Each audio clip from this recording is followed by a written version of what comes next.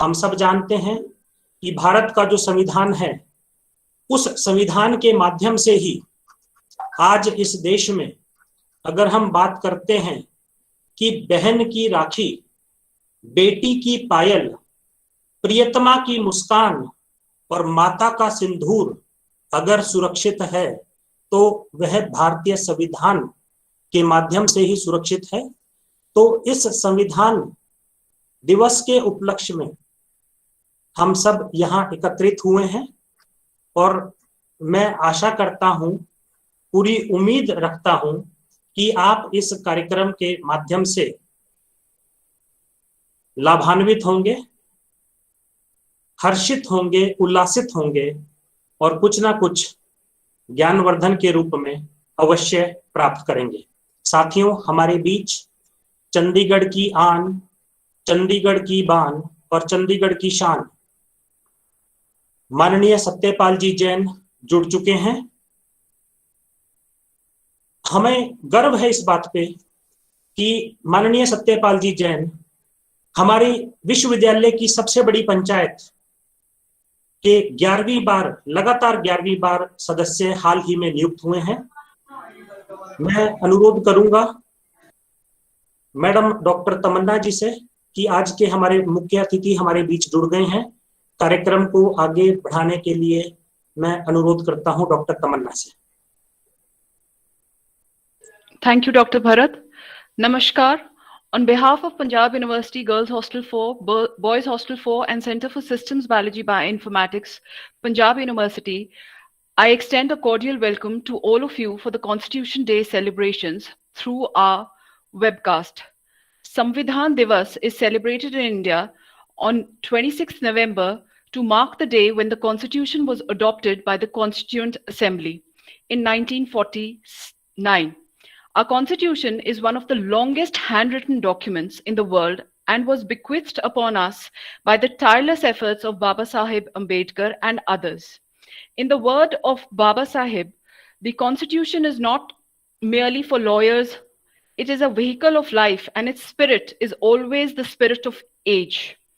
It was the brainchild of our dynamic leadership of our nation, our Honorable Prime Minister Shri Narendra Modi ji, who declared 26th November as the Constitution Day in 2015, which marked the 125th birth anniversary of Baba Sahib. Previously, this day was celebrated as the National Law Day. Our Constitution is not merely a document, but an embodiment of people's faith and aspirations. The Indian Constitution has stood the test of time since its beauty lies in the flexibility and the scope for interpretation, making it a living document. As the nation celebrates Constitution Day today, we have made our endeavor to celebrate through this webcast, which is entitled Indian Constitution, Dynamism and Resilience. It is a pleasure to welcome Shri Satyapal Jain ji, Senior Advocate, Additional Solicitor General of India, and former MP from Chandigarh, who had kindly consented to joining us and it is our pleasure to welcome sir. In view of certain engagements, the deans have been unable to join at the moment. An issue has come up and they are at the student center. And on behalf of the organizing committee, which includes all the DSWs, the wardens, as well as Dr. Bharat and myself, welcome, sir. It is a pleasure that you have never turned down our request to join, and more so when you have your professional commitments and a personal commitment today as well. Thank you, sir. A person of your legal acumen is amongst us to share his views, which is a pleasure on our part. And thank you, sir. And now it's over to you to share your views and enlighten us with your words.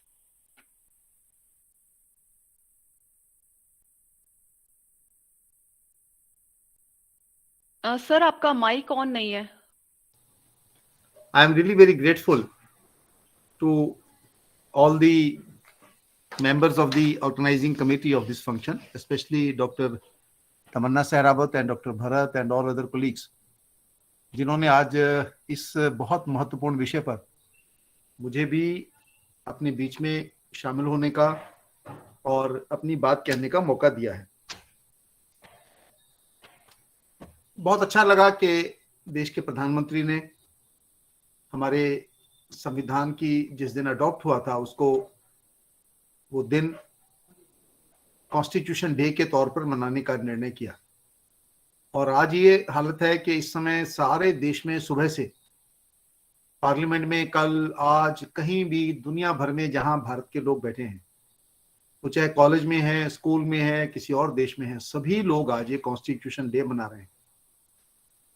और किसी भी संस्था का, किसी भी book का, किसी भी कॉन्स्टिट्यूशन जैसी जीवंत संस्था का फाउंडेशन डे, कॉन्स्टिट्यूशन डे मनाने का एक सबसे बड़ा एक लाभ ये होता है कि आपको उसके विभिन्न पहलुओं पर चर्चा करने का, डिस्कशन करने का, जो समय बीत गया उससे कुछ सीखने का, और जो समय आगे आने वाला है उसमें कैसे चलना है, इसका चलने का स्वर्णिम गोल्डन चांस, गोल्डन अपॉर्चुनिटी होती है।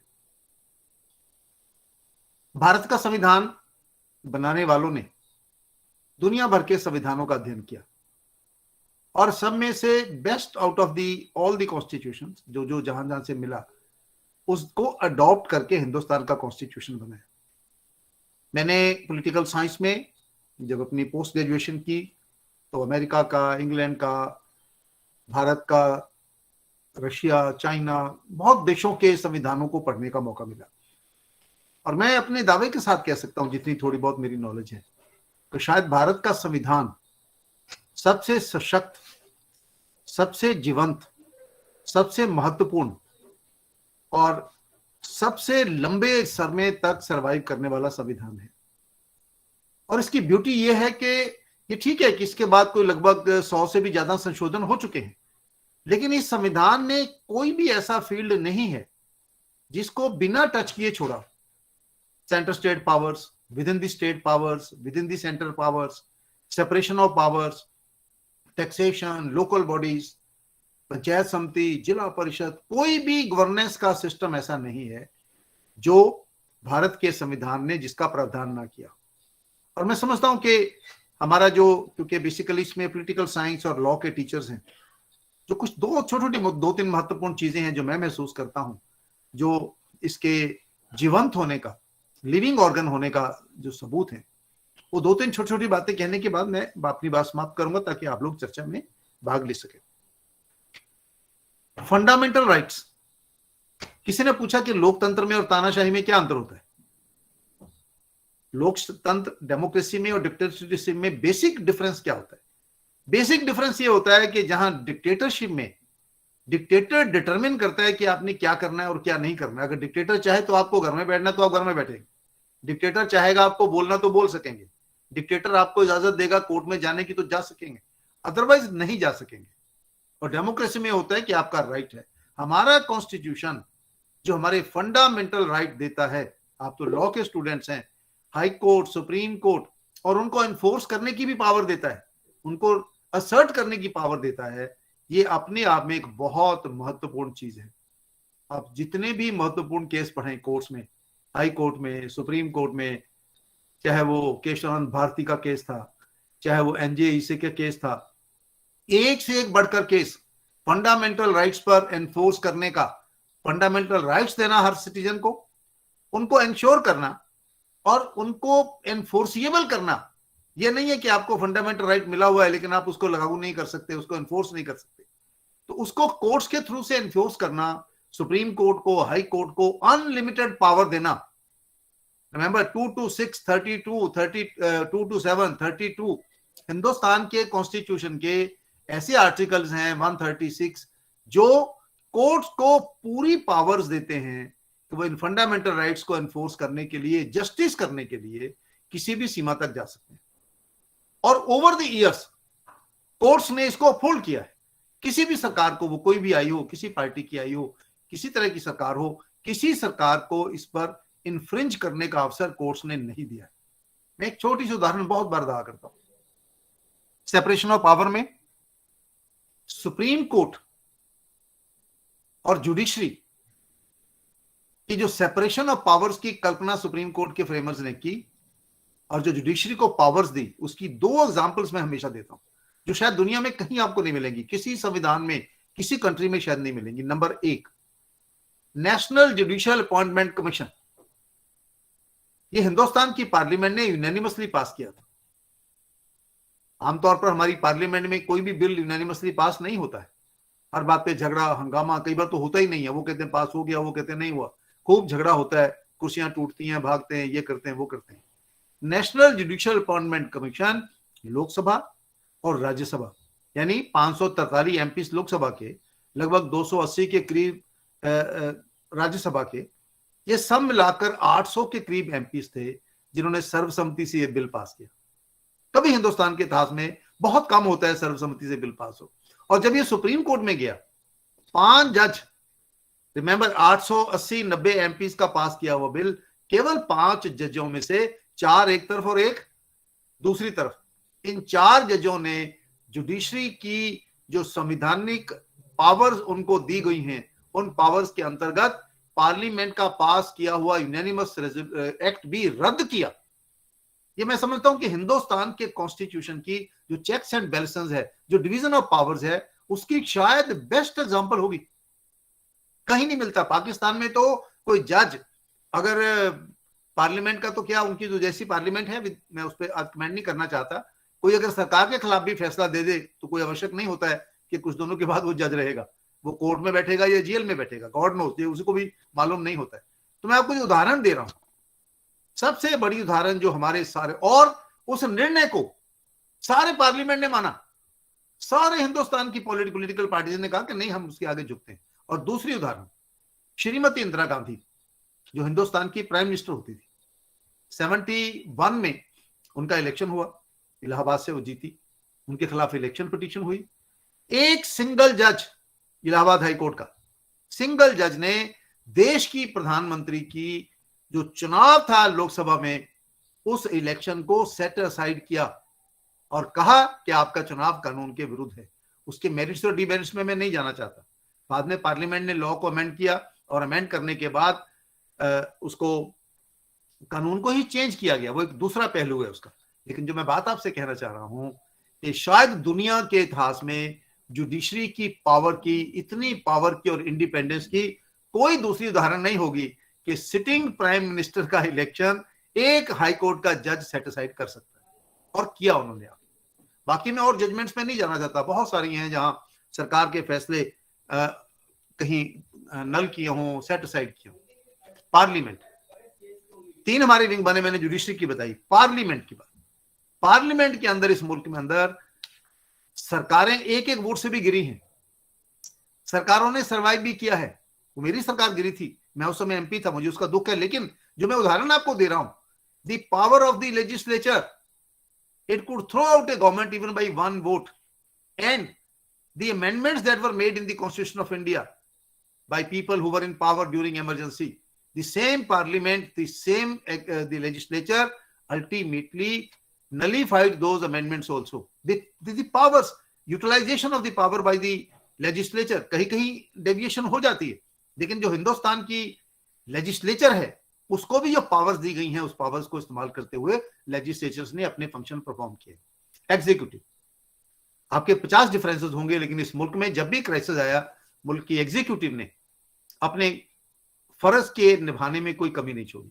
मैं अभी लेजिस्लेचर का जिक्र कर रहा था, 1971 में जब पाकिस्तान ने हमला किया हिंदुस्तान पे, तो ये देश की लेजिस्लेचर की कॉम्पिटेंस थी, पावर थी, यूनिक, एक सॉरी, दुनिया में हमारी वर्किंग की मिसाल थी कि leader of the opposition Atal Bihari Vajpayee खड़े होकर देश की तब की प्रधानमंत्री श्रीमती इंदिरा गांधी को कह रहे हैं कि इंदिरा जी, आज देश हम क्राइसिस में हैं, पाकिस्तान ने हमला किया है, हम वो हमला फेस कर रहे हैं। आज देश एक ही सारी पार्टी है, वो भारत है, एक ही देश है और एक ही नेता है। आप हिंदुस्तान की क्योंकि प्रधानमंत्री हैं, सारे देश की नेता आज आप हैं, कोई और विवाद नहीं है। मैं समझता हूं कि इस देश की लेजिस्लेचर की जो कॉन्स्टिट्यूशनल एक्सपेक्टेशन है, जो नेशनल इंटरेस्ट की एक्सपेक्टेशन है, उसमें खरे उतरने का शायद ये बहुत बेस्ट एग्जांपल होगा। हमारे देश की एग्जीक्यूटिव, जहां जहां कई प्रॉब्लम आई हैं, जहां जहां पर भी कोई चीज आई है, देश की एग्जीक्यूटिव ने भी अपना जो फर्ज है वो पूरा निभाया। मैं इसलिए कह रहा हूं कि इस कॉन्स्टिट्यूशन ने आज कॉन्स्टिट्यूशन डे के दिन हमें याद करें, जो भी स्ट्रक्चर हिंदुस्तान के संविधान के लिए बनाया था, जो भी संविधान ने प्रोवाइड किया था कि देश कैसे चलेगा, कौन चलेगा ये महत्वपूर्ण नहीं है, कौन चलेगा इसका निर्णय देश की जनता करती है, पर कैसे चलेगा, who will run the country is entirely a different thing, but how the country will be run, that was the expectation, that was the direction, guideline given by the framers of the constitution. और हर चीज का प्रावधान आप एक बार जरा ध्यान से कभी पढ़ना चाहें, मैं 40 साल से तो लॉ में कभी कभी कॉन्स्टिट्यूशन पढ़ने का मौका मिलता है, उससे पहले पॉलिटिकल साइंस के स्टूडेंट के नाते पढ़ा। हर बार आपको इस इतने संविधान में ऐसे समुद्र की तरह गहरा है, डीप है, कि आपको हर बार नई चीज मिलती है। हर बार पढ़िए वही क्लॉज, वही सेक्शन, चाहे वो एग्जीक्यूटिव और लेजिस्लेचर और जुडिशरी की पावर्स का इशू है, चाहे वो गवर्नर्स का इशू है, चाहे वो प्रेसिडेंट वाइस प्रेसिडेंट का इशू है, चाहे वो इंटर स्टेट रिलेशंस हैं, चाहे central list, concurrent list, residuary list, किस तरीके से पावर की डिवीजन की हुई है, कितनी पावर की डिवीजन की हुई है। हर आदमी की अपने अपने फील्ड में सुप्रीम है, लेकिन कहा सुप्रीमेसी कॉन्स्टिट्यूशन की। तो जो जितनी भी डिवीजन ऑफ पावर्स हमारे यहां हुई, जितनी व्याख्या हुई है, ओथ कौन लेगा, क्या क्या ओथ लेंगे, शेड्यूल 2 में सब प्रेस्क्राइब किया हुआ है। राज्यपाल शपथ लेगा तो ऐसे लेगा, मुख्यमंत्री लेगा तो ऐसे लेगा, जस्टिस लेगा तो ऐसे लेगा, यानी कोई भी ऐसा विषय नहीं था जो उनके संविधान निर्माताओं के ध्यान में नहीं था। और खास तौर पर डॉक्टर भीमराव अंबेडकर का योगदान जो है हम कभी नहीं भूल सकते। और मैं कई बार एक बात कहा करता हूं कि आप उनका जो बेस्ट आया है डॉक्टर अंबेडकर का, जब उसको देखते हैं और उसके पीछे अगर उनका जिस तरीके का जीवन उस आदमी ने व्यतीत किया, तब आप यानी एक दुनिया भर में जब तक दुनिया रहेगी उनका जीवन उनके लिए एक एग्जाम्पल रहेगा। घर में खाने को पैसा नहीं, कास्ट सिस्टम इतना कि लोग साथ बिठाने से भी डरते हैं, पढ़ने को जाने के लिए स्कूल नहीं, घर में लाइट नहीं, लेकिन जो टैलेंट भगवान ने उनको दिया, जो भगवान ने उनको एक विजडम दी, उनको एक विजन दिया, उसका बेस्ट उपयोग उन्होंने अपने लिए नहीं किया। अपनी तो ग्रोथ हुई, वो सारी कंट्रीब्यूशन उन्होंने देश को की। संविधान सभा में जो डिस्कशन हुई सारे कॉन्स्टिट्यूशन पर, आप तो लॉ के स्टूडेंट्स हैं, कभी कभी पढ़ने का मौका मिलता होगा। आज भी सुप्रीम कोर्ट में अगर किसी केस पर कोई डिस्प्यूट आ जाए, इंटेंशन देखनी हो कि इस क्लॉज की क्या इंटेंशन थी, इसका क्या मीनिंग है, तो कॉन्स्टिट्यूएंट असेंबली की जब डिबेट्स देखते हैं तो मुख्य तौर पर डॉक्टर अंबेडकर का क्या व्यू था, डॉक्टर अंबेडकर ने क्या कहा था, इस पर कोर्ट्स राइट करती हैं। जजमेंट्स के अंदर आता है कि कॉन्स्टिट्यूएंट असेंबली की डिबेट्स में ये कहा गया था। वो सारी बातें हमारे सामने ध्यान में आकर हम देखते हैं। मैं समझता हूं कि ये बहुत ही जीवंत कॉन्स्टिट्यूशन है। ये ऐसा कॉन्स्टिट्यूशन है जिसकी दुनिया में शायद कोई दूसरी उदाहरण नहीं मिलती। हर फील्ड में डिफरेंट बॉडीज में लेके ऊपर तक सबकी कंप्लीट डिवीजन ऑफ पावर है। पंचायत और म्युनिसिपल कमेटी से लेकर चाहे वो जिला परिषद है, चाहे वो विधानसभा है, चाहे वो केंद्रीय पार्लियामेंट है, सबकी अलग अलग बिल्कुल field of operation, and all these things have been totally separately defined in our constitution. Fundamental rights मैंने कहा हमारा बहुत बड़ा एक जनता का सशक्तिकरण। और उसके बाद आप जो फंडामेंटल ड्यूटीज का चैप्टर आया, इमरजेंसी के अंदर आया। मैं तो इमरजेंसी को अपोज करने वालों में था, इमरजेंसी के कारण मुझे 1 साल जेल में भी रहना पड़ा 23 साल की उम्र में, क्योंकि मैं अपोज करता था। लेकिन मैं बहुत बार ये बात कहता हूं कि इमरजेंसी आने के बाद, इमरजेंसी भी जो लगी हिंदुस्तान के कॉन्स्टिट्यूशन के प्रावधान को एक खींच छोड़कर लगाई गई, लेकिन इस कॉन्स्टिट्यूशन के अंदर ही इनहेरेंट पावर थी कि वो उतने बड़े क्राइसिस से भी निकल कर आ गया। लोगों को लगने लगा था अब तो डिक्टेटरशिप आ जाएगी, लोकतंत्र रहेगा नहीं, लेकिन Indian people and Indian constitution दोनों की जो विल पावर थी, इनहेरेंट पावर थी, शक्ति थी, इतना बड़ा क्राइसिस झेल कर फिर दोबारा हमारी यहां डेमोक्रेसी बहाल हुई।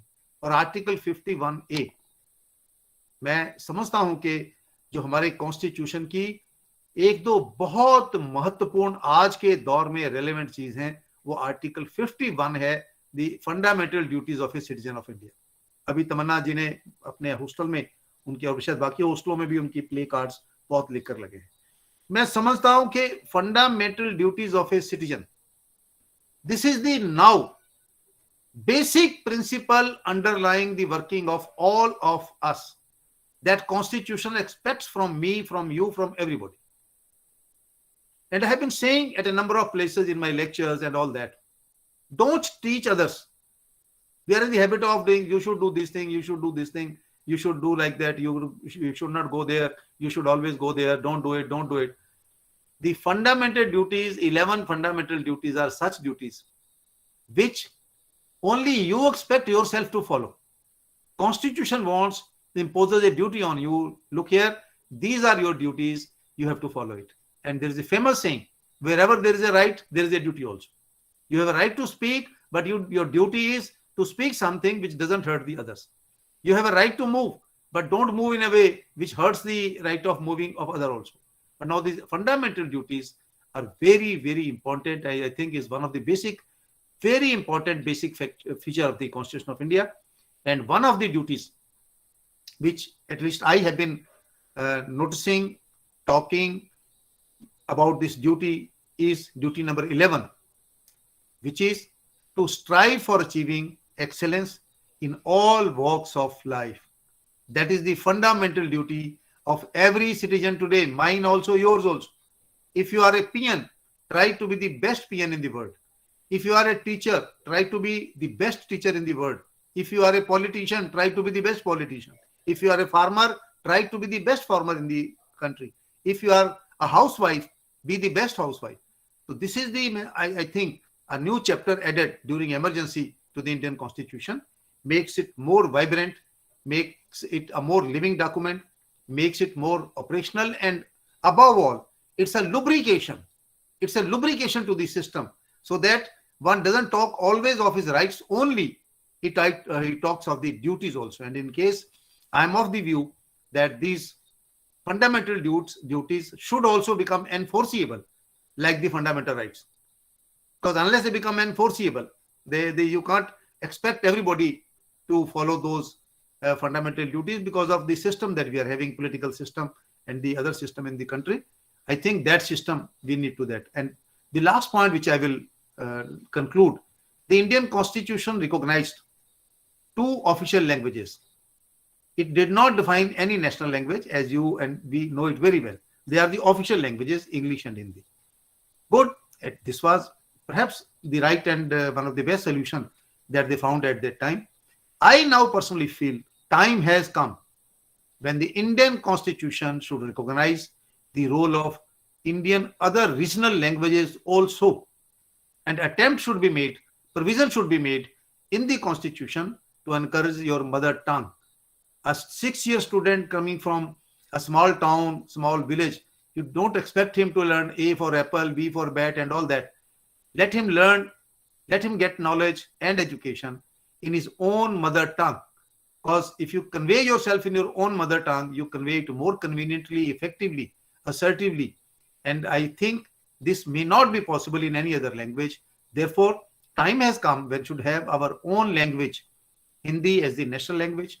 I'm not against English at all. English is a very important language.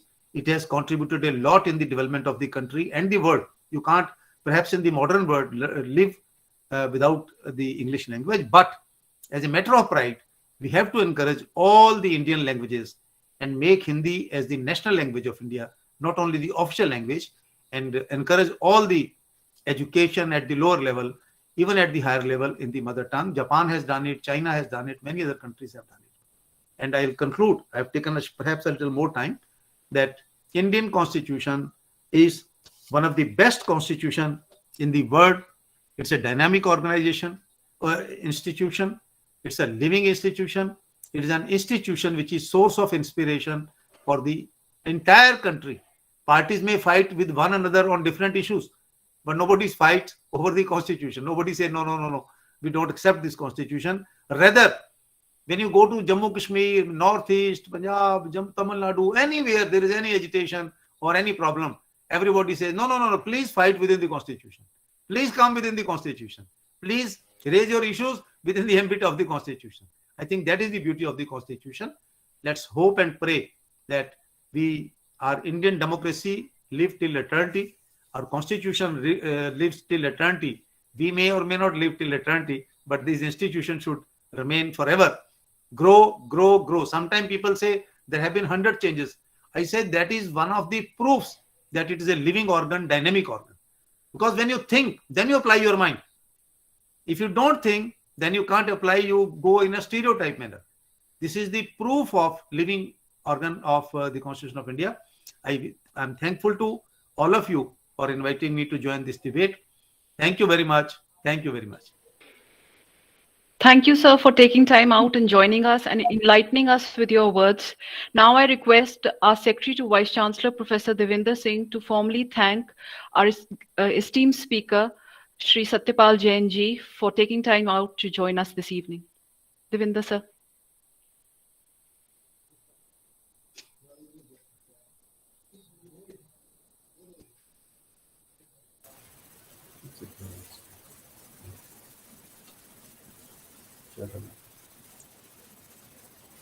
आपने धन्यवाद करना है, वो पूछ रहे मैंने क्या करना है। सर धन्यवाद करना है जैन साहब का। धन्यवाद करना हो गया। Thank you very much. नहीं सर 2 मिनट रुक जाओ sir. I will request Punjab University always takes a privilege and the reaction of Jain sir shows everything, that how much he is contributing to the growth of Punjab University. 11th term as a fellow Punjab University, and as far as law faculty is concerned, and personally myself as a chairperson Department of Law, as and when I feel comfortable that I should go to him without any doubt in my mind or from his side, I take his advice, and now at larger platform in the Punjab University he has been contributing.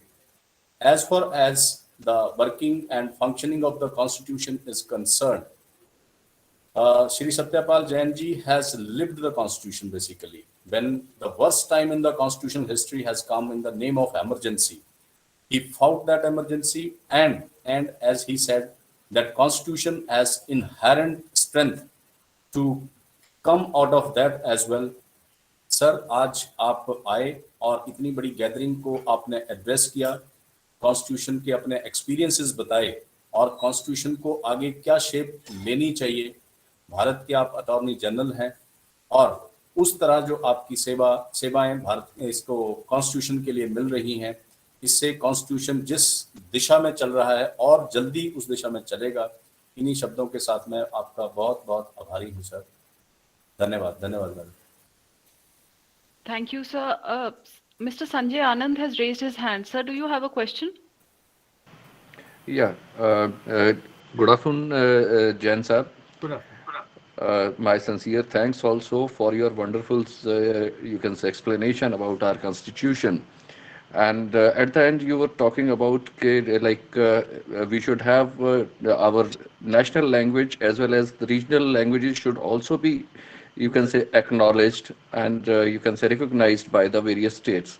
And don't you feel, sir, the initiative which has been taken under NEP 2020, that we will be encouraging these regional languages for teaching from the in the initial classes up to 6th class, so that they study in their own regional language, and which gives them comfort of learning, as well as it helps in developing these childs in a better way. So that was my query. No, that's right. I totally agree with you. And what I said was also the same thing, that we should encourage our regional languages. See, I'm telling you, even now, in spite of the fact that English is the court language, I have visited 18 high courts in the country: Karnataka, Nagaland, Sikkim, Bangalore, Maharashtra, and all that. 18 different high courts. And I find even today, while arguing the case, which is because English is the official court language, I have seen big number of lawyers, senior lawyers arguing sometime when it comes to a difficult situation in their own language, explaining the court also. And it is also a nonsense. जो बात आप अपनी मातृभाषा में ठीक से कह सकते हैं, वो शायद इंग्लिश में और कई जगह शायद हिंदी में भी कहने में उनको दिक्कत आती होगी। जो तमिल में, मलयालम में, पंजाबी तो हिंदी के बहुत नजदीक है, लेकिन कुछ भाषाएं ऐसी हैं जो हिंदी से रिजेंबल नहीं करती। उस बच्चे को अगर आप अपनी बात करें अपनी भाषा में, तो उसकी ज्यादा समझ में आती है। मैं आपको छोटी सी उदाहरण देता हूँ।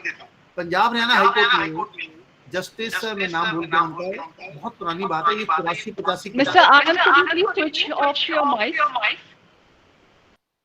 Thank you. हाई कोर्ट में बटाला म्युनिसिपल काउंसिल के चीफ की बहस हो रही, केस की बहस हो रही थी। मैं काउंसलर्स की तरफ से था, हमने किसी रेजोल्यूशन को चैलेंज किया था। तो जज साहब ने मुझसे कहा, जस्टिस ग्रेवाल थे शायद, उन्होंने कहा mister Jain, you have to convince me on your locus for maintaining the writ petition. Counsellors ने केस डाला था, कोई रेजोल्यूशन पास किया था म्युनिसिपल कमेटी ने, तो व्हाट इज योर लोकस? तो जब हम कोर्ट से बाहर निकले तो वो 10-11 म्युनिसिपल काउंसलर्स आए हुए थे। तो उन्होंने मेरे से पूछा कि की कह रहे थे जज साहब? मैं कहा जी वो ये कह रहे थे कि आपका लोकस क्या है पिटीशन फाइल करने का। तो कहता लोकस हो गया होंगे। अब मैं उसको क्या समझाऊं? मैंने कहा जज साहब ये कह रहे हैं कि तू कौन मैं खाम खा, तू कौन मैं खाम खा। वो कहते लै जी इसी खाम खा कितना होएगा ना, ਅਸੀਂ ਖਾਮ ਖਾ ਹੋਏ, ਸਾਡੀ ਮਿਊਨਿਸਪਲ ਕਮੇਟੀ, ਅਸੀਂ ਚੁਣੇ ਹੋਏ ਮੈਂਬਰ, ਇਹਨਾਂ ਨੇ ਗਲਤ ਰੈਜ਼ੋਲੂਸ਼ਨ ਪਾਸ ਕੀਤਾ ਜੀ। ਕਹਿੰਦਾ ਸਾਡਾ ਨਹੀਂ ਹੈ ਤਾਂ ਅਸੀਂ ਕਿਵੇਂ ਹੋ ਖਾਮ ਖਾ ਕਿਵੇਂ ਹੋ ਗਏ? And I tell you as a lawyer I got the reply from them. और अगर मैं उनको लोकस समझाने लगता तो लोकस तो 1 घंटा उनके शायद ना समझा पाता, मेरी वीकनेस थी। तो मैं आपको जो बात बता रहा हूँ अपनी भाषा में, जो बात आप कह सकते हो। अब कभी उसमें मैं राजस्थान में उसमें गया, गुजरात में भाषा में भी कितना कई बार अंतर आ जाता है। तो कोर्ट में किसी की बात चले, मेरे को झगड़ा हुआ, मैंने राजीनामा दे दिया। तो मैं पूछूं कि राजीनामा दे दिया क्या मतलब? बोला जी गुजराती में राजीनामे का मतलब त्याग पत्र होता है, रेजिग्नेशन होता है। अब वो अपनी भाषा में बात कर रहे हैं, अगर आपको उसकी समझ नहीं है तो आप तो टोटली किसी भी डायरेक्शन में चले जाएंगे। और जो वेंकैया नायडू जी को मैं बधाई देता हूं, जिन्होंने ये इशू बहुत तेजी से उठाया, अपनी हर स्पीच में वो बोल रहे हैं कम से कम जो इनिशियल स्कूलिंग है बच्चे की, एजुकेशन है, वो उसकी मदर टंग में होनी चाहिए।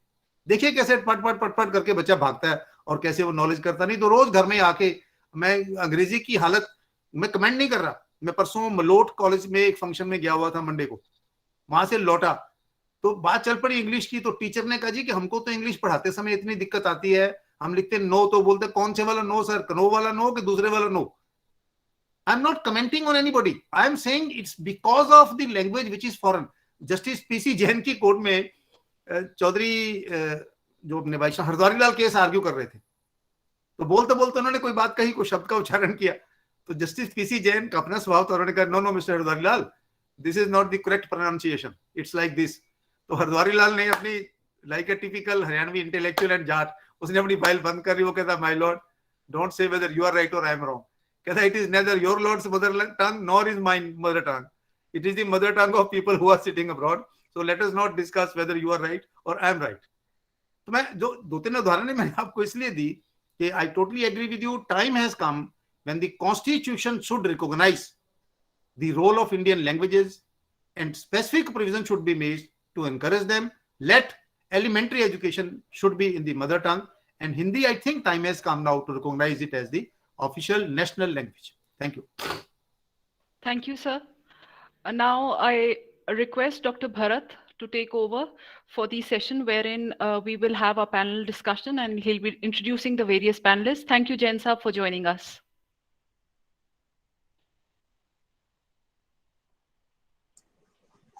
बहुत बहुत धन्यवाद डॉक्टर तमन्ना जी। सर्वप्रथम आजादी के इस अमृत महोत्सव वर्ष में आप सब सम्मानित अतिथियों का, युवा साथियों का आज इस 72वें संविधान दिवस के उपलक्ष्य में मैं आप सबको पुनः कोटि कोटि बधाई देता हूं, शुभकामनाएं देता हूं, साधुवाद करता हूं। जो दायित्व हमको दिया गया है उसका निर्वाह करते हुए कार्यक्रम को आगे बढ़ाने की दिशा में कार्य को आगे ले जाते हुए मैं आज की परिचर्चा के सम्मानित अतिथियों का परिचय कराना अपना परम कर्तव्य व सौभाग्य मानता हूं। हमारे बीच शिक्षा के क्षेत्र में स्वर्ण पदक हासिल करने वाली, हमारी ही विश्वविद्यालय में अध्यापन कार्य से लगभग 1 वर्ष की सीमा अवधि के लिए जुड़ी रही और वर्तमान में पंजाब में न्यायाधीश के तौर पर जमीनी स्तर पर गतिशील न्याय प्रदान करने के ख्याति प्राप्त न्यायाधीश सुदीपा कौर जी जुड़ी हुई हैं। मैं न्यायाधीश सुदीपा जी से अनुरोध करता हूं कि आज इस परिचर्चा में भारतीय संविधान की गतिशीलता के ऊपर अपने विचार रखें, जिसके लिए मैं उनको आमंत्रित करता हूं, स्वागत करता हूं। माननीय न्यायाधीश सुदीपा जी। सर नमस्कार, नमस्कार to everybody, good evening, thank you so much. इतनी ज्यादा इज्जत सर दे रहे हैं। I was part of this system, I was your student, I was your colleague, then मेरे कुछ ऑनरेबल टीचर्स भी बैठे हुए हैं। I am very deeply honoured that I am part of this discussion today. So I was, since I was invited for this, so I was going through certain literature on constitution, and then it suddenly struck me that constitution has traveled a long road. It has traveled a long road with the dreams of the framers. कि जिस समय, उस समय constitution को बनाने की बात हो रही थी, ड्राफ्ट करने की बात हो रही थी, तो definitely doctor B.R. Ambedkar ji का जिक्र किए बिना तो कोई भी डिस्कशन कंप्लीट नहीं हो सकती। जिसमें मैं पढ़ रही थी तो डॉक्टर अम्बेडकर जी ने कहीं किसी स्पीच में बोला था that we have to protect our freedom till the last drop of our blood. So with this spirit and his lifestyle and his history, ये बहुत ही ज्यादा एक इंस्पिरेशन देता है कि किस लेवल से उन्होंने वो उठे और वो कहाँ जाके मतलब उनका इतना इम्पोर्टेंट रोल रहा कि हम आज जो यहाँ बैठे हैं, फ्री इंडिया में बैठे हैं, हम एक दूसरे से बात कर पा रहे हैं, हम एक दूसरे से डिस्कशन कर पा रहे हैं। we are indebted to him and to other framers of the constitution and the visionaries of this country that हम अलग अलग फील्ड से आए हैं, हम अलग अलग हमारे एक्सपीरियंसेस हैं, और मैं इस समय जुडिशियल मैजिस्ट्रेट भी का भी रोल अदा पूरा कर रही हूँ जी अपनी तरीके से, और सिविल जज का भी कर रही हूँ। तो जैसे कि पहले हमारे डिस्टिंग्विश्ड स्पीकर ने बोला कि लैंग्वेज जो है उसका बहुत इंपॉर्टेंट रोल है। सो लैंग्वेज की जैसी बात करी तो हमारी कोर्ट्स की लैंग्वेज है, since I am serving in Punjab, तो हमारी कोर्ट की लैंग्वेज पंजाबी है और इंग्लिश है।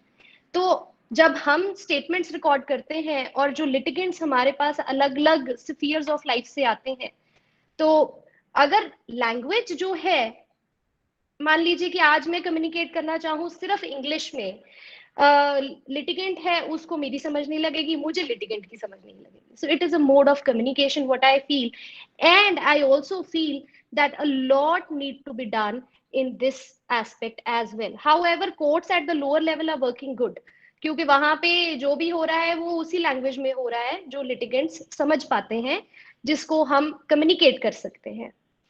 तो कॉन्स्टिट्यूशन पढ़ते पढ़ते मैंने रियलाइज किया कि when we are saddled with these responsibilities as civil servants, हर एक की, लाइक जैन साहब ने पॉइंट आउट किया कि फंडामेंटल ड्यूटीज हैं, तो फंडामेंटल ड्यूटीज हर सिटीजन की हैं। जहां फंडामेंटल राइट है वहां फंडामेंटल ड्यूटीज भी हैं। मेरी ड्यूटी होगी कि मैं अपना कार्य पूरे तरीके से करूं, जिस पोस्ट पे मुझे अपॉइंट किया गया है उसको पूर्ण तरीके से कंप्लीट करने का मेरे ऊपर जिम्मेवारी है।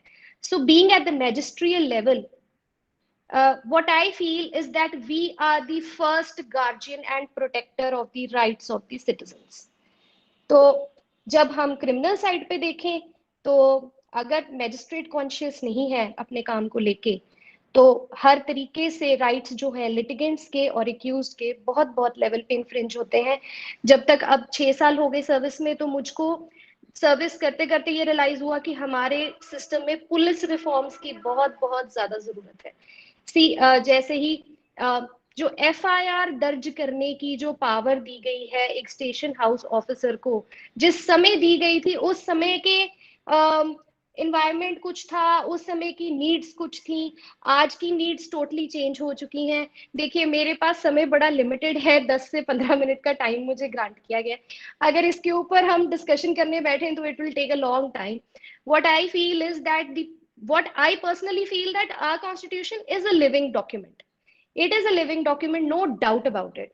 It is the only sacrosanct dynamic force that is binding this country in a united form. अगर ये ना हो तो कोई रेवोल्यूशन ना आए, अगर ये ना हो तो हम इस समय जहां बैठे हैं वहां ना बैठे होते। देखिए लॉ में अलग अलग एस्पेक्ट्स हैं, अलग अलग रिकॉग्निशंस मिल रही हैं, be it be live-in relationship in the nature of marriage. Then after Nirbhaya case, there was a lot of major changes in the criminal system. आज भी जब हम किसी को फाइन लगाते तो मैं सोचती हूँ कि 100 रुपया is too little an amount to fine a person for a particular offense. कि उस समय फाइन लगाते हुए भी थोड़ा सा ये फील होता है कि नहीं, this needs to be change, कि समय के साथ साथ change is the only constant, इन समय के साथ साथ इन एरियाज में भी चेंजेस की जरूरत है. सो पर्सनली जब हम रिमांड को डील करते हैं तो उस समय कई बार ऐसे केसेस सामने आते हैं जब कैंसिलेशंस फाइल होती हैं, या मान लीजिए जब हम 164 की स्टेटमेंट्स रिकॉर्ड करते हैं, then we get to know कि it was in sheer abuse of power. Power corrupts, but absolute power corrupts absolutely. So when the person is saddled with the responsibility of curtailing someone's liberty, तो उस समय मुझे ऐसा feel होता है कि ये पावर जो है, FIR दर्ज करने की जो पावर है, ये किसी more conscious, more sensible, more educated a person who can foresee the consequences of lodging the same के पास होनी चाहिए. तो we were having a discussion few days back with our friends wherein I thought कि यहाँ तो ये power public prosecutors के पास जाए, कि FIR दर्ज करने की जो पावर है वो पब्लिक प्रोसिक्यूटर्स के पास जाए rather than the SHOs. Grass root level पे जिनके साथ हम डील करते हैं, डेली जो डायलॉग्स शेयर करते हैं, उससे ये पता चलता है कि they are not conscious. They are not conscious while they are doing their work. Many are good. I don't say it is not a sweeping statement. Many are good, but a lot need to be done at the police level. क्योंकि वहीं से ही एक liberty की, एक person की life and liberty की जो curtailment start होती है, वहीं से स्टार्ट होती है, and he has to undergo a lot of treacherous trials, and ultimately जब 5-6 साल बाद उसको एक्विट किया जाता है, उसके जीवन का काफी समय बर्बाद हो चुका होता है. I don't say that judiciary has done nothing. Judiciary has done a lot. Anish Kumar's judgment, our honorable Supreme Court, our honorable High Courts have time and again come to the rescue for the citizens. अगर वो ना हो तो मुझे लगता है कि हिंदुस्तान में बैलेंस ना हो, क्योंकि वो हैं तो इंटरप्रिटेशंस हैं तो कॉन्स्टिट्यूशन जो है वो एक डायनामिक और लिविंग डॉक्यूमेंट बना हुआ है इस समय. इट इज दी जिसको कहते हैं ना कि अगर when the constitution was framed, it was framed with a great vision, and it was also said that it would be just a mere bare document if the person who are saddled with the responsibility are not conscious and rational. So if you're not rational and conscious regarding the spirit of the masses, if you're not rational regarding the spirit of the masses, the constitution will just be a bare piece of paper and nothing else. So it was beautifully drafted. However, it is impossible to say and impractical to say that it could foresee all the situations which would come in near future.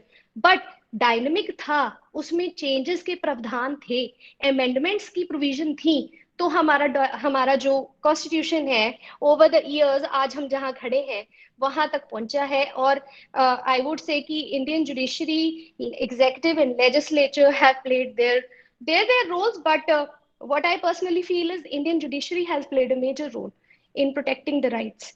तो अगर आप untouchability से start करें, इंदिरा सानी, उससे पहले reservation की बात स्टार्ट करें, Mandal commission, Indira Sawhney's case, Selvi versus state of Karnataka, where the principles of liberty were discussed. I mean, if these judgments were not there, we could have just created a blunder for ourselves and landed into a trouble जो हम कभी निकल ना पाते. But ये सिर्फ constitution की dynamism है, उसकी ट्रू स्पिरिट है, जो जुडिशरी को भी इनकरेज करती है, पावर देती है कि वो आए एक गार्जियन की तरह, रेस्क्यू करे सबको इस सिचुएशन में से, और हम लोगों को एक platform they where we could feel secure and we feel that we are part of free India and we have the opportunity to put ourselves forth. I would, being at this, the national unity and the integrity, the democracy, जो preamble के जो beautiful words हैं, वो उसका जो responsibility है वो किसके ऊपर है? वो हम सबके ऊपर है. हम सभी सिटीजन्स हैं, हर एक का अपना अपना एक रोल है अदा करने के लिए. तो what I feel is that अगर कॉन्स्टिट्यूशन नहीं है तो ये यूनाइटेड जो इस समय हम बात कर रहे हैं कंट्री, वो ना होती, हम यहाँ पे बैठ के इस तरीके से उसको कमेमोरेट ना कर रहे होते दिन को, और इस तरीके से आपस में एक दूसरे के साथ डिस्कशंस ना कर रहे होते. And I feel deeply honored to be part of this discussion, and would like to ask the audience if anybody has any question regarding the same. I would try my best to please answer it.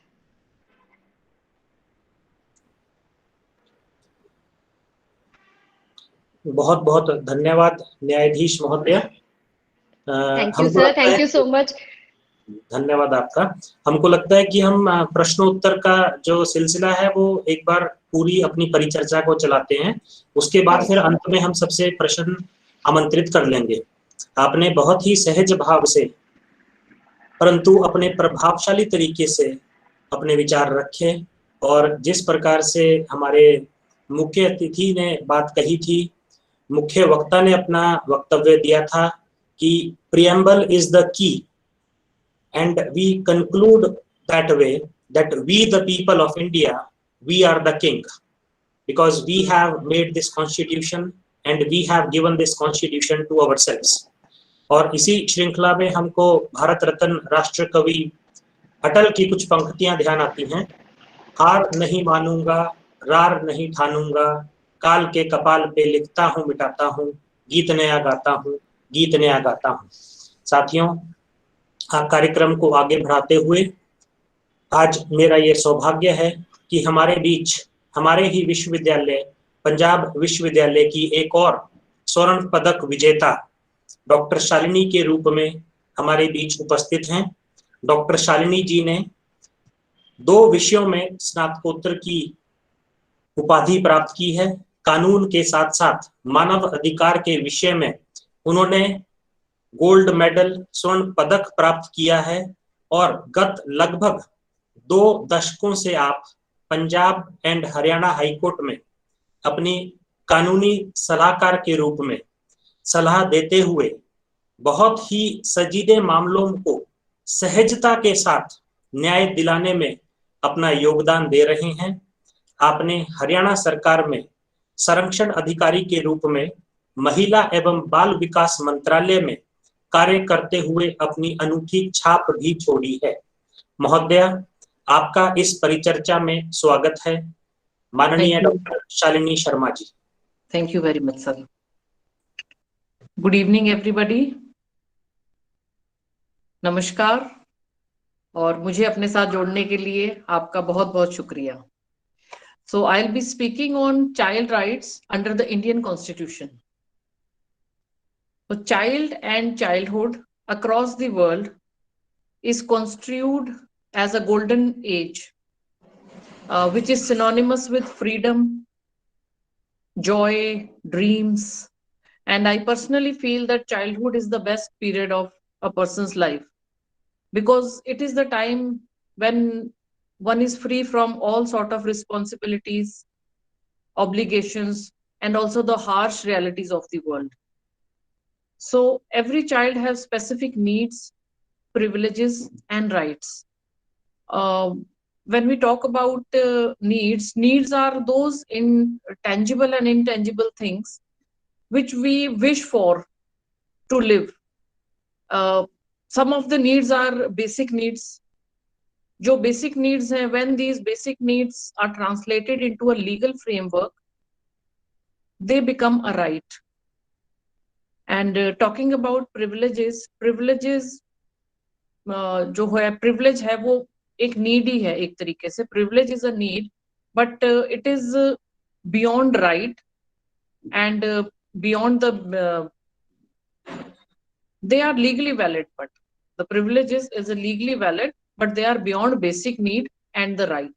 And every child have specific rights, and our constitution has provided specific rights of children, which I'll be talking about. When our constitution came into force in 1950, it adopted survival rights, development rights, as well as protection rights for children. These are the basic set of human rights, which are even recognized internationally, like by the League of Nations and the United Nations. After the two world wars, children were the brutal victims. So these rights are being internationally recognized, and India ratified the CRC, Convention on Rights of the Child, in 1992. And our Honorable Supreme Court also promotes such provisions which are meant for welfare of children and women. Like in case of Geeta Hariharan versus RBI, the Supreme Court observed that India is a signatory to CEDAW. CEDAW is the Convention on Elimination of Discrimination Against Women, and while interpreting section Article 6A, the Supreme Court observed that domestic courts are under obligation to give regard to international obligations and norms for construing domestic laws if they are not inconsistent. And similar view was taken by Supreme Court in Vishakha judgment also, where Supreme Court said that under Article 253, the Constitution permits the Parliament to make law for whole of India or any territory which are based on international conventions or international obligations, and even the principles followed in international conferences. So these rights are included in Part 3, Part 4, and Part 4A of our Constitution, which pertain to fundamental rights, directive principle, and the fundamental duties. So now I'll discuss the constitutional provision relating to children.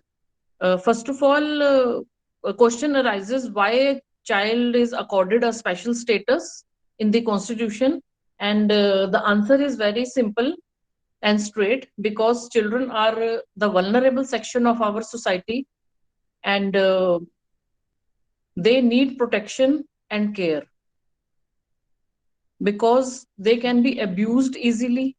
जैसे हम सभी मानते हैं कि बच्चे तन और मन से कोमल होते हैं, so they sometimes in difficult circumstances they need to be protected, they need guidance, so they become easy targets, so therefore they need special protections.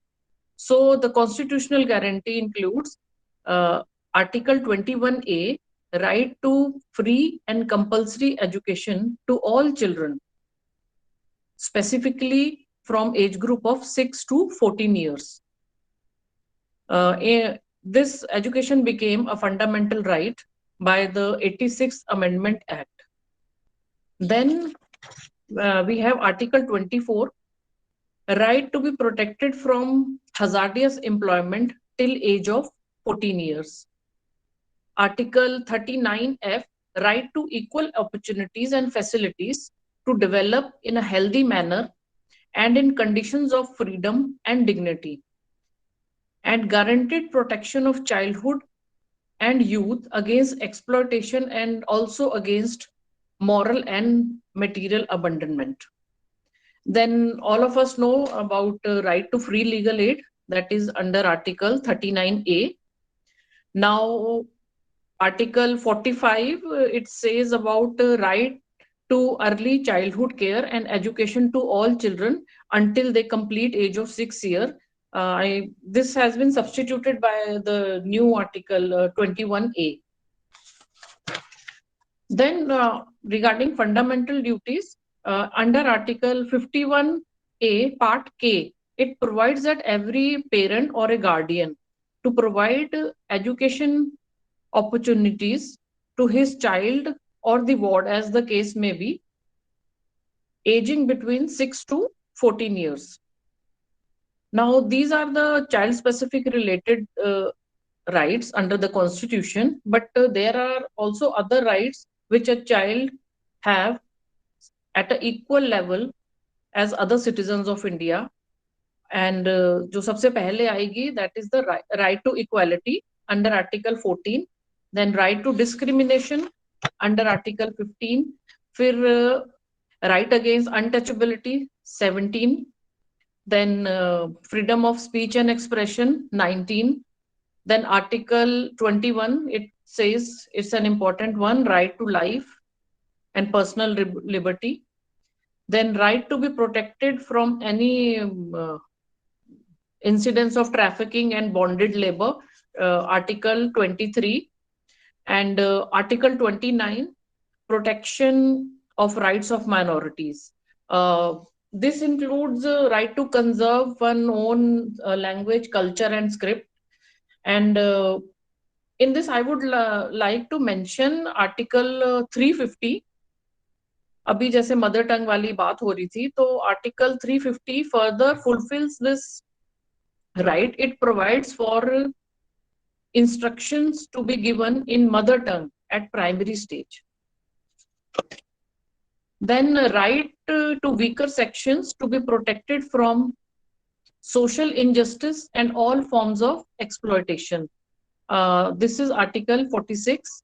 And right to nutrition and standard of living and improved health, public health, Article 47.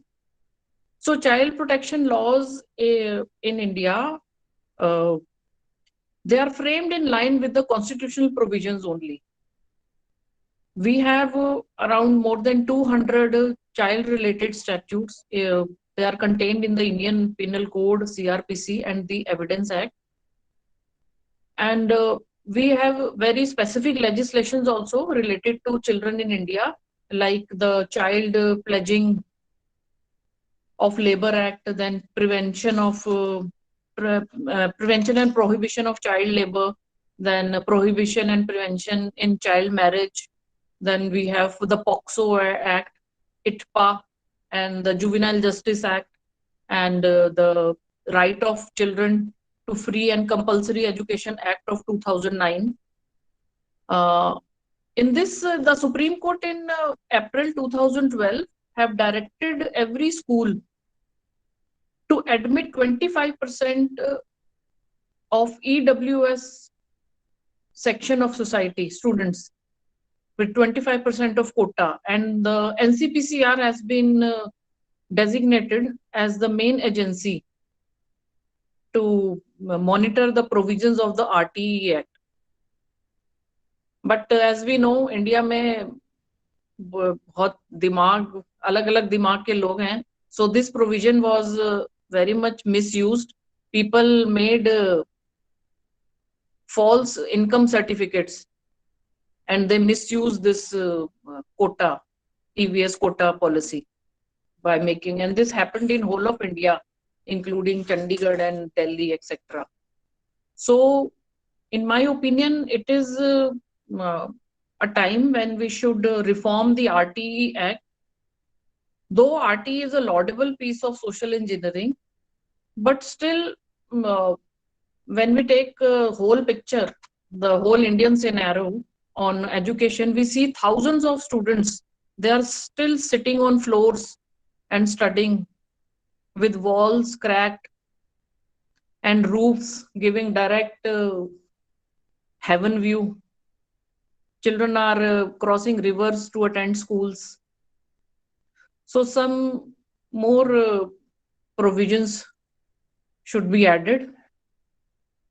And no doubt, this is an right to education is an excellent push towards education, but there are some practical pitfalls which must be addressed. And in my opinion, like the HRD ministry should also extend this up to age of 18 years or maximum up to 12th standard. Presently, they are giving 25% EWS quota, but they can move it to 15% only, because practically what happens is EWS students, after receiving elementary education, they get into some petty occupations to support their families. And also sometimes they go for some open boards या distance education की भी कर लेते हैं वो बच्चे. So कुछ strength फिर कम ही रह जाती है. तो 15% अगर मिल जाए तो ये बहुत ही जो right to education का है, it will get wings. अच्छा रहेगा ये. So I'm thankful to everyone and the organization मेरे को बुलाने के लिए. And lastly, on the eve of Constitution Day, मैं ऐसे recommend करना चाहूंगी. There is a movie, जय भीम नाम से है, जय Bhim. It is on Amazon Prime Video.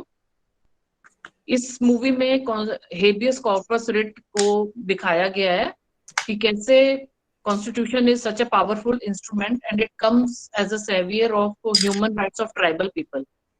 So please do watch. Thank you so much.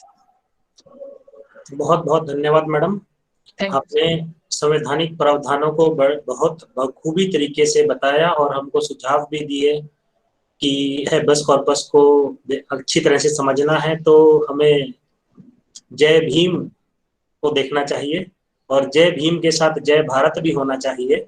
और आपकी इस बात के साथ साथ मेरे को विलियम वर्ड्सवर्थ की एक पोयम का जहन आ गया जो 1802 की उनकी एक कविता थी, माई हार्ट लीप्स अप, जिसमें उन्होंने कहा था, child is the father of man and we know the constitution of India happens to be the mother of all the laws they are the children of the constitution that way. Thank you so much ma'am, बहुत बहुत धन्यवाद आपका. कार्यक्रम को आगे बढ़ाते हुए हम सब जानते हैं कि गुरु गोविंद दोनों खड़े काके लागू पाए, बलिहारी गुरु अपने गोविंद दियो बताए. ये हमारा सौभाग्य है कि हमारे बीच हमारे गुरु प्रोफेसर डॉक्टर देवेंद्र सिंह आज इस परिचर्चा में एक मुख्य शख्सियत के रूप में हमारे साथ शामिल हुए हैं. संविधान दिवस के उपलक्ष्य में संविधान विषय के, संविधान के क्षेत्र के, कानून के क्षेत्र के भीष्म पितामह के रूप में प्रोफेसर देवेंद्र सिंह जाने जाते हैं, पहचाने जाते हैं. आप किसी भी क्षेत्र की बात कीजिए, शिक्षक की भूमिका के ओर से मैं देखता हूं तो लगभग 2.5 दशकों का अनुभव वह अपने साथ लेकर आते हैं. शोधकर्ता की भूमिका में मैं देखता हूं तो 2 दर्जन से अधिक पीएचडी, 200 से अधिक छात्र छात्राओं को उन्होंने मास्टर्स में, स्नातकोत्तर में शोध का अध्यापन का कार्य बखूबी निभाया है. प्रशासक की भूमिका में अगर मैं देखता हूं तो वह पंजाब विश्वविद्यालय में कुलपति महोदय के सचिव के रूप में, डिपार्टमेंट ऑफ लॉ में अध्यक्ष के रूप में, चेयरपर्सन के रूप में और पंजाब विश्वविद्यालय की सबसे बड़ी पंचायत सेनेट के दूसरी बार सदस्य मनोनीत हुए. और उसी के साथ साथ जहां तक हम शिक्षकों की बात करते हैं, शिक्षकों की आवाज उठाने की बात करते हैं, उस क्षेत्र में पंजाब विश्वविद्यालय के अंदर जो टीचर्स की बॉडी है उसके पूर्व प्रधान भी रहे, पूर्व अध्यक्ष भी रहे. मैं प्रोफेसर डॉक्टर देवेंद्र सिंह का स्वागत करता हूं, क्योंकि अगर उनका परिचय कराने लगूंगा तो मेरे को लगता है कि एक वेबिनार उनके परिचय के लिए भी कम पड़ जाएगा. तो ज्यादा समय न लेता हुआ मैं अनुरोध करूंगा प्रोफेसर डॉक्टर देवेंद्र सिंह से कि वह अपने विचार हम सबके साथ आज इस परिचर्चा में साझा करें. Doctor Devendra Singh ji. Thank you, Bharat ji. You use very nice words. Doctor Tamanna Sharawat अपने विषय के माहिर और साथ में हमारे पुराने स्टूडेंट सुदीपा, शालिनी, मोदगिल जी, सबको मैं देख पा रहा हूँ. और 5 बजे से सेमिनार चल रहा है और मेरा एक मानना है कि ये वेबिनार घंटा तक ठीक सुन लेते हैं लोग. घंटे के बाद जो है वो यंत्र भी मना कर देते हैं और अपना सिस्टम भी मना कर देता है. तो मुझे लगता है कि बड़े प्रयोजन से मेरा जो लेक्चर लास्ट में रखा गया कि ज़्यादा ना बोले, क्योंकि मेरा संविधान पे ये सुबह से तीसरा लेक्चर है अपनी यूनिवर्सिटी में या बाहर.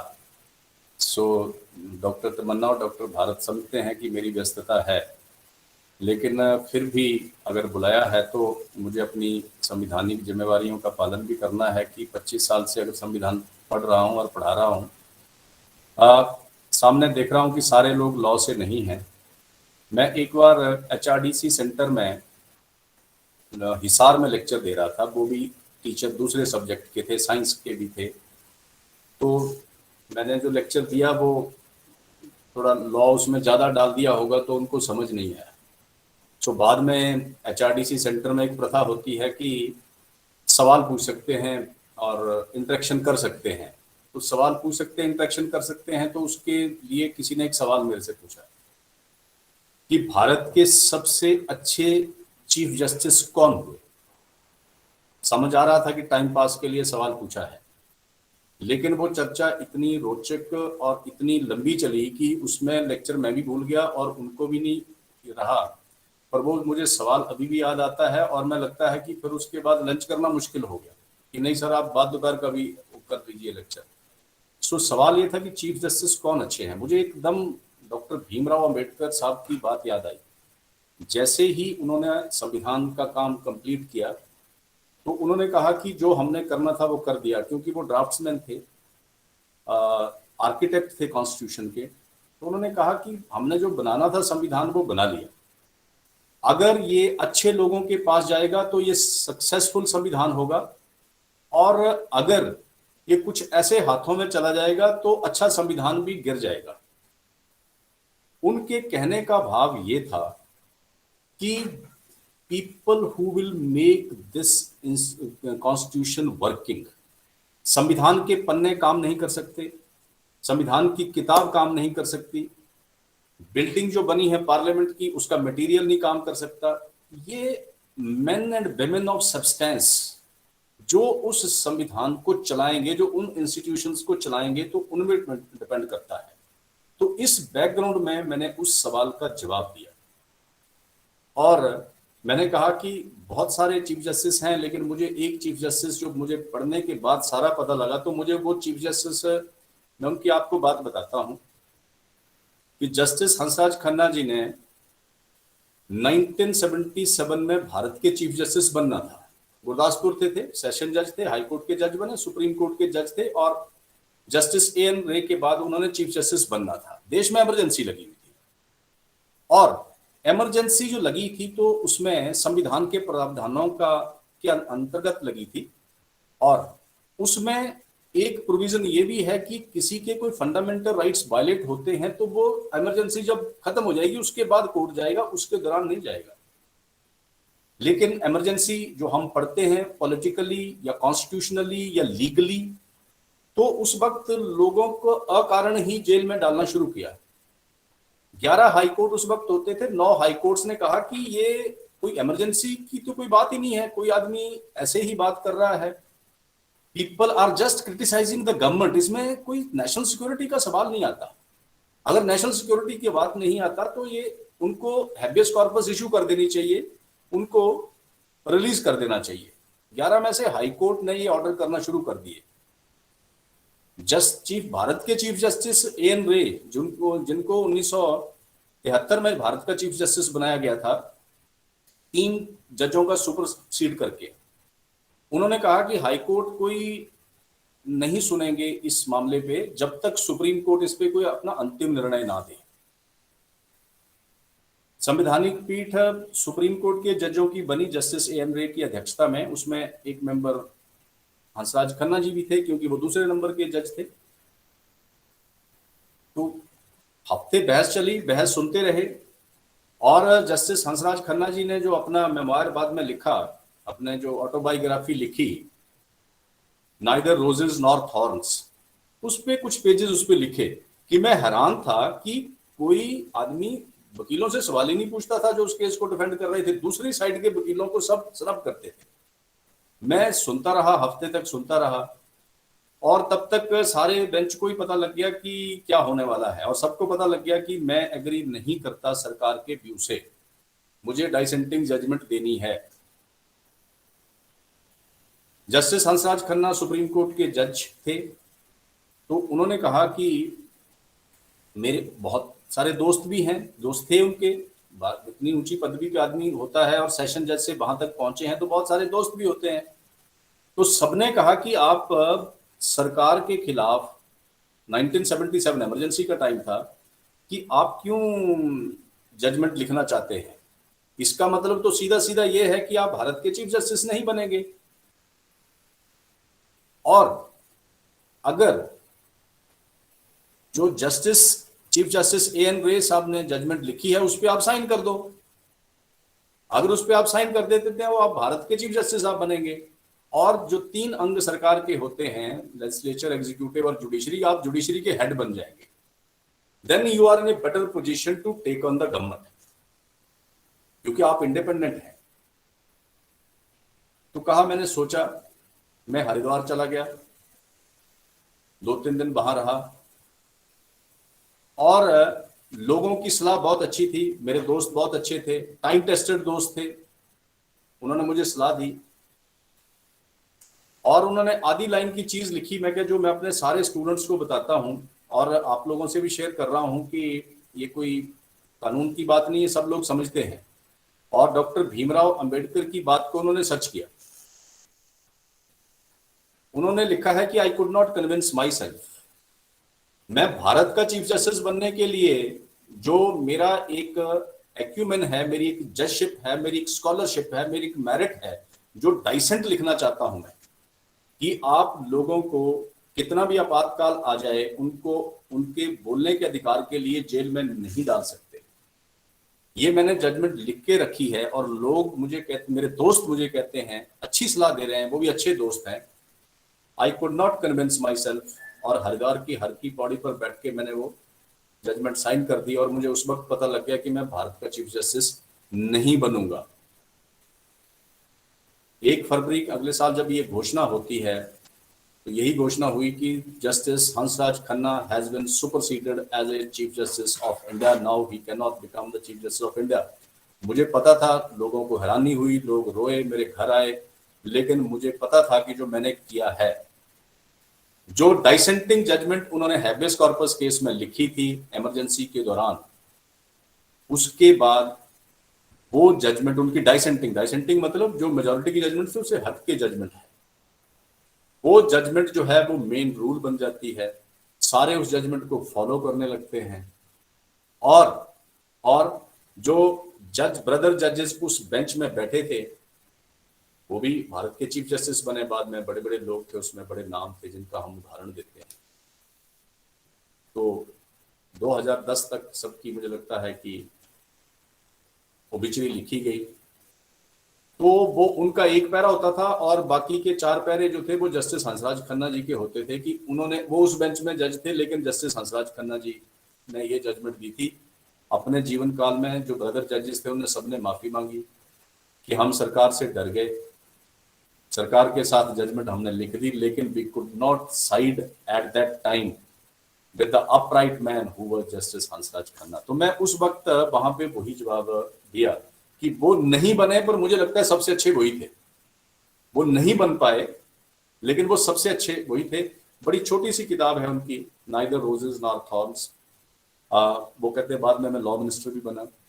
जो 42nd अमेंडमेंट जिसका जिक्र माननीय जैन साहब ने किया कि बहुत कुछ संविधान से छेड़छाड़ हुई, 44th अमेंडमेंट में कानून के छात्र समझते हैं कि जो 42nd अमेंडमेंट में छेड़छाड़ हुई वो 44th अमेंडमेंट में दोबारा रेस्टोर कर दी गई, उससे भी अच्छे तरीके से। तो उन्होंने कहा कि 44th अमेंडमेंट मैंने ड्राफ्ट भी किया एज ए लॉ मिनिस्टर, लेकिन राजनीति भी रास नहीं आई, वहां से भी छोड़ना पड़ा। सो चीफ जस्टिस जो नहीं बने, तो ये अंबेडकर साहब की बात सच है कि man of substance, women of substance चाहिए हमें, जिन लोगों को डर नहीं हो, जिन लोगों को कानून में जो लिखा है, भारत के संविधान की उद्देशिका में, प्रियम्बल में जो लिखा है, उस उद्देश्य को हमने प्राप्त करना है।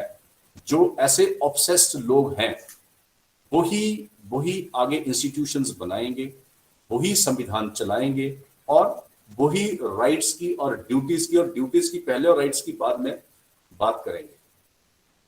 गांधी हम लोगों ने नहीं देखे और गांधी साहब ने सारा फ्रीडम स्ट्रगल चलाया, लेकिन जब संविधान बनाने की बात आई तो सबने कहा कि आपको तो बापू का दर्जा दे देते हैं और आपके नाम से संविधान बनाएंगे, आपने संविधान सभा में क्या करना है। संविधान सभा में महात्मा गांधी जी नहीं थे और उनके जो सारे स्वदेशी के प्रिंसिपल थे, जो डोमेस्टिक प्रिंसिपल थे, जो स्वराज के प्रिंसिपल थे, पंचायती राज, कोऑपरेटिव मूवमेंट, डोमेस्टिक इंडस्ट्री, लघु उद्योग, ग्रामीण उद्योग, वो सारे directive principles of state policy में डाल दिए कि ये मन करेगा तो कर लें, नहीं मन करेगा तो ना करें। इसलिए जो देश दूसरी तरफ चला और आज हम कहाँ खड़े हैं कि गांधी जी को हमें भाषणों में ही ढूंढना पड़ता है, धरातल में नजर नहीं आते। आज 21st सेंचुरी में हम हैं जहां पे मेरी जनरेशन ने एपीजे कलाम को देखा, जो भारत के राष्ट्रपति बने, और उनके बारे में जितना लिटरेचर पब्लिक डोमेन में आता है कि उनकी लाइफ कैसी थी, कहीं ना कहीं हमें उनको रोज, क्योंकि जब हम पढ़ते थे तो उनके बारे में रोज पढ़ते थे जब वो भारत के राष्ट्रपति थे, कि उनका लाइफ क्या है, उन्होंने कैसे काम किया और संविधान को कैसे चरितार्थ उन्होंने किया, ये सब चीजें हमने देखी। तो अगर ऐसे लोग होंगे तो बाबा भीमराव अम्बेडकर ने जो संविधान बनाया, उसको चलाने के लिए जस्टिस हंसराज खन्ना जी चाहिए, उसको चलाने के लिए एपीजे कलाम चाहिए, और ऐसे सब्सटेंस के लोग चाहिए जिनको ये डर नहीं लगता हो कि ऐसा हो तो गोंद राज हो जाएगा, ऐसा हो तो उसकी अपीजमेंट नहीं होगी। अगर ऐसे लोग होंगे तो मुझे लगता है कि हम इस संविधान की प्रगति, जो हमारी प्रोग्रेस है, वो बहुत जल्दी हो जाएगी, और जो हमने 72 सालों में अचीव किया है उसको हम 5 सालों में ही अचीव कर सकते हैं, क्योंकि देश बड़ा है, सोच बड़ी है, और संविधान बहुत बड़ा है जिसको समझने में हम कई बार फेल हो जाते हैं। छोटा सा एग्जांपल देके मैं बंद करूंगा कि हम सब लोग इंस्टीट्यूशन के आदमी हैं, जो मैं स्क्रीन ऑन करके देख पा रहा हूँ, इंस्टीट्यूशन के आदमी हैं, मतलब हम काम करते हैं। जैसे भारत जी ने मेरी इंट्रोडक्शन दी कि मैं इंस्टीट्यूशन में काम करता हूँ, कि मैं एक दफ्तर में बैठता हूँ, दूसरे में बैठता हूँ, तो हम संविधान को चरितार्थ करते हैं। सारे कानून ऐसे हैं जो संविधान को ही चरितार्थ करते हैं, हम संविधान का ही काम करते हैं, हमारी गाइडिंग फोर्स संविधान है। लेकिन अगर कोई आदमी हमारे से नाराज हो जाता है और नारे लगाने लगता है बाहर हमारे खिलाफ ही, वो भी संविधान की बात करता है कि मुझे वो हक हकूक दिए जाएं, मुझे वो अधिकार दिए जाएं जो संविधान में लिखे हैं। सो इस संविधान की यही महानता है कि जो इसको इम्प्लीमेंट कर रहा है वो भी इसका पालन कर रहा है, और जो अपने उसमें से और मांग रहा है वो भी इस संविधान के इम्प्लीमेंट करने की ही बात कर रहा है, उसके अंदर मांग रहा है। सो जो दो लोग आपस में लड़ रहे हैं, विरोधाभासी हैं, कॉन्ट्राडिक्टरी हैं, संविधान उनको मिलाता है। तो इस संविधान में बड़ी स्ट्रेंथ है। 72 साल से ये संविधान चल रहा है, बहुत ज्यादा अभी चलेगा मुझे लगता है, और इसको अच्छी तरह अगर हम चलाएंगे, और जो हम एक उम्मीद थी कि हेल्म ऑफ द अफेयर्स पे लोग जिनके पास सब्सटेंस है वही बैठेंगे और उसको चलाएंगे, तो ये देश बहुत जल्दी संविधान के रास्ते पर आगे बढ़ेगा। इन्हीं शब्दों के साथ आपने मुझे बुलाया, मौका दिया, आप सब लोगों का बहुत बहुत धन्यवाद। बहुत बहुत धन्यवाद सर। आपने भारतीय संविधान को भीम से लेकर गांधी तक और कलाम से लेकर वर्तमान तक जिस गतिशीलता को, शालीनता और सहजता के साथ हम सबको बताया है, हम इसके लिए आपके आभारी हैं, ऋणी हैं, कृतज्ञ हैं। और जो आपने टॉलरेंस की बात बताई संविधान में, कि हमको Bijoy Emmanuel versus state of Kerala की जजमेंट ध्यान आ गई, जिसमें कि जस्टिस चिन्नप्पा रेड्डी ने कहा था, our tradition teaches tolerance, our philosophy preaches tolerance, our constitution practises tolerance, let us not dilute it. बहुत बहुत धन्यवाद सर। समय की नाजुकता को ध्यान में रखते हुए मैं अनुरोध करूंगा, अगर किसी भी माननीय साथी का कोई प्रश्न है, किसी भी छात्र छात्रा का कोई प्रश्न है, किसी अतिथि का कोई प्रश्न है, किसी से भी वह उस प्रश्न को पूछ सकते हैं।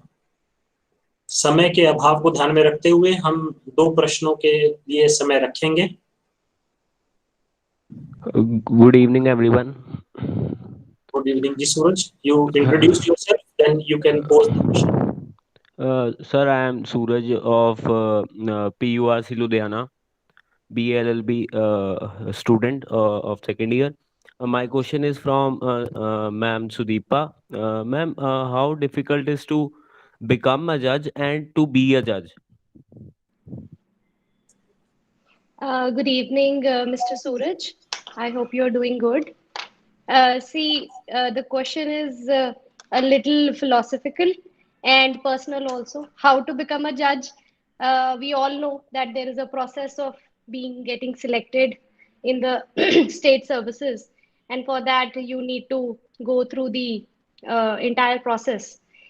And as far as the other part is concerned, uh, that being a judge, you know, जब आप जैसे देवेंद्र सर ने कोट किया and all other distinguished members, जो भी स्पीकर्स ने बोला, see we all derive force from our constitution and being a जज, जब आप बैठते हैं वहां पे, तो सबसे पहले जो आपको कॉन्स्टिट्यूशन प्रोटेक्शन है, जो कॉन्स्टिट्यूशन से मिली हुई पावर्स हैं, that gives you the ability, the confidence, the substance to जज with integrity, knowledge, and honesty.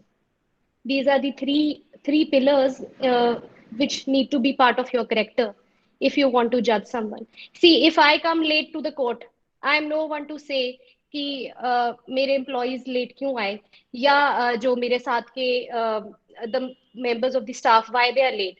I cannot point out. If I am not integral enough, if I lack on integrity, I lack on honesty, I lack on discipline, then I cannot point out.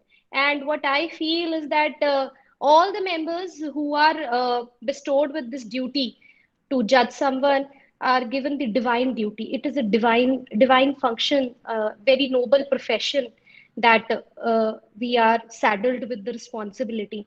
देखिए, हमारा जो पहला जो स्तर है, जिस court पे हम बैठते हैं, we are the fact finding courts.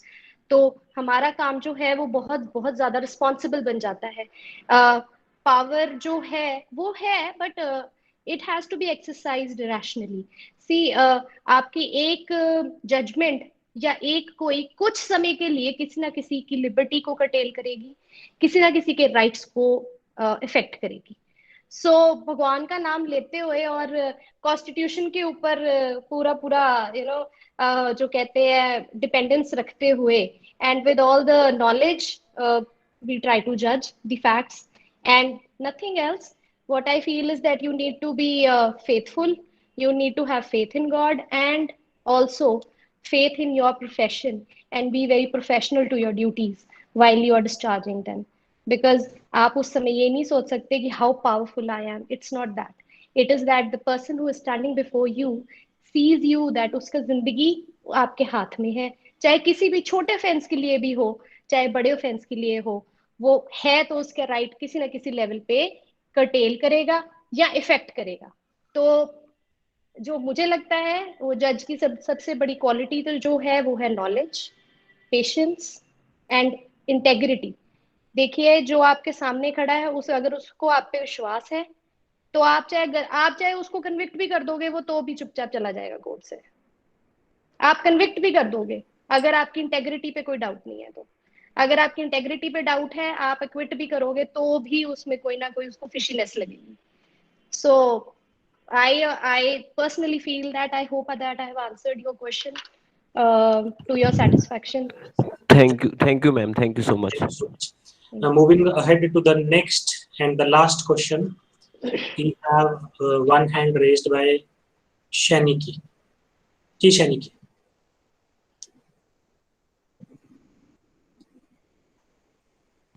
Good evening, ma'am.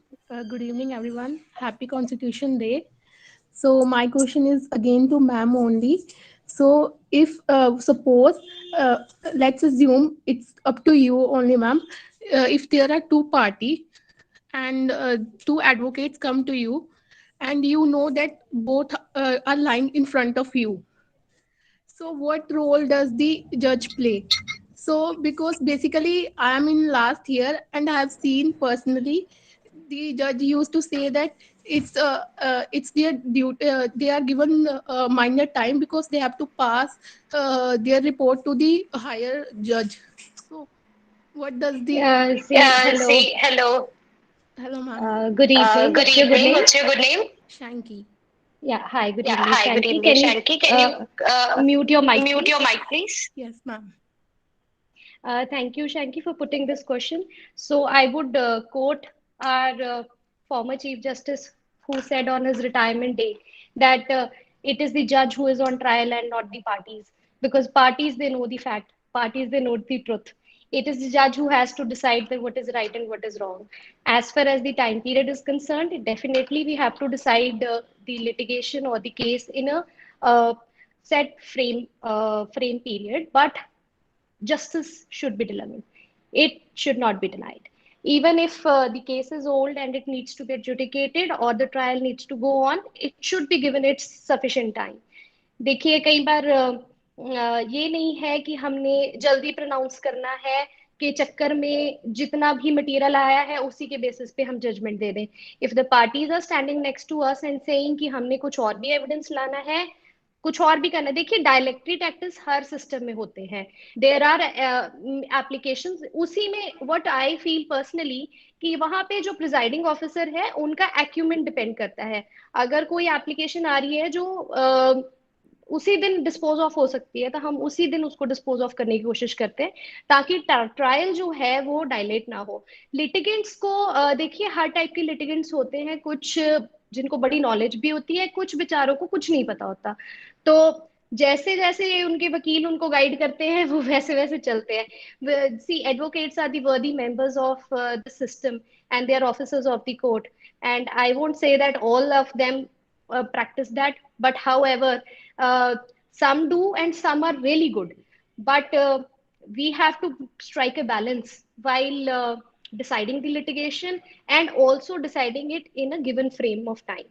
So but that should not mean that you are not delivering your judgment properly.